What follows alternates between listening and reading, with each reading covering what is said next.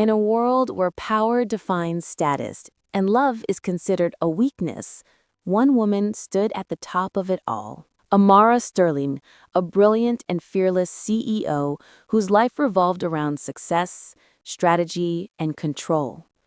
Her days were filled with board meetings, business deals, and the constant pressure of perfection. But behind the glass walls of her empire, Destiny had a quiet plan. He wasn't a man of titles or wealth. Eli, the company's humble cleaner, walked through those same halls unseen, carrying stories of resilience, hope, and a melody that could soften even the hardest hearts. When two souls from different worlds cross paths, one driven by ambition, the other by simplicity, something powerful begins to unfold. A love that defies class, reputation, and every unspoken rule of society. Because sometimes the greatest stories aren't written in boardrooms or headlines.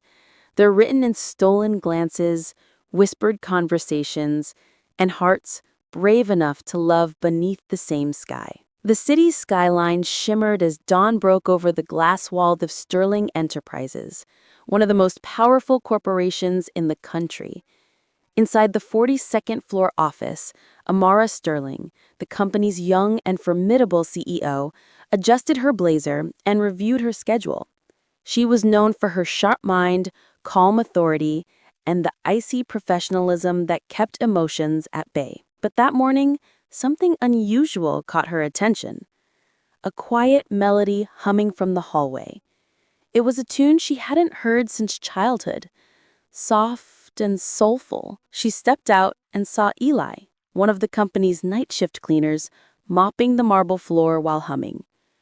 His back was slightly bent, his movements gentle yet rhythmic. He didn't notice her watching. For a reason she couldn't explain, Amara didn't interrupt him.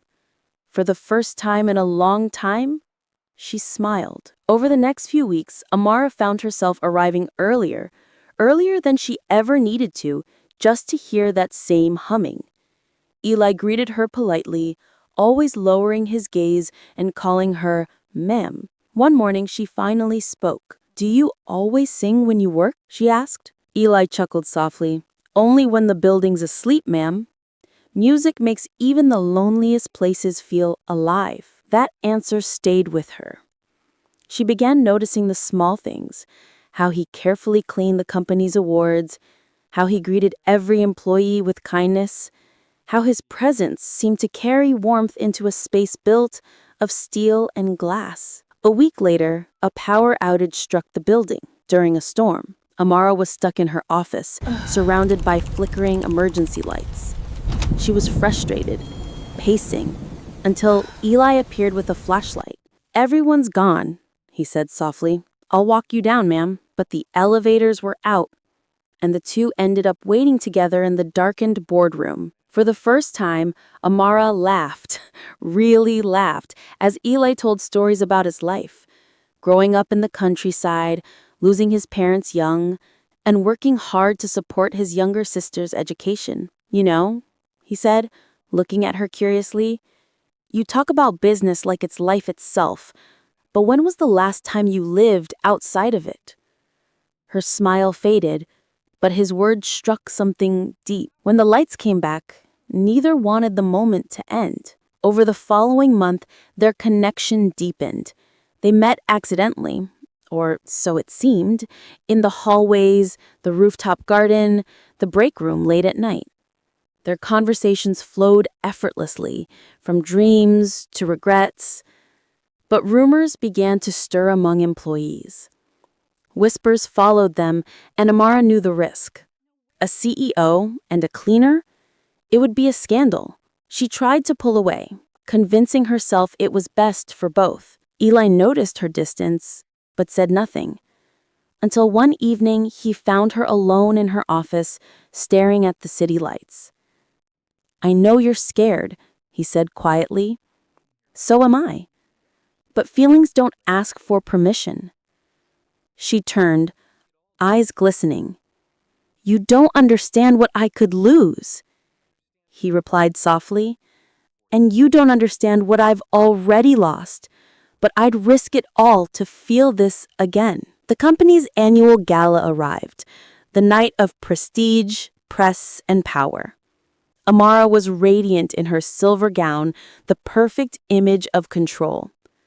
But when she looked across the room, her eyes met Eli's. He was there, helping staff the event.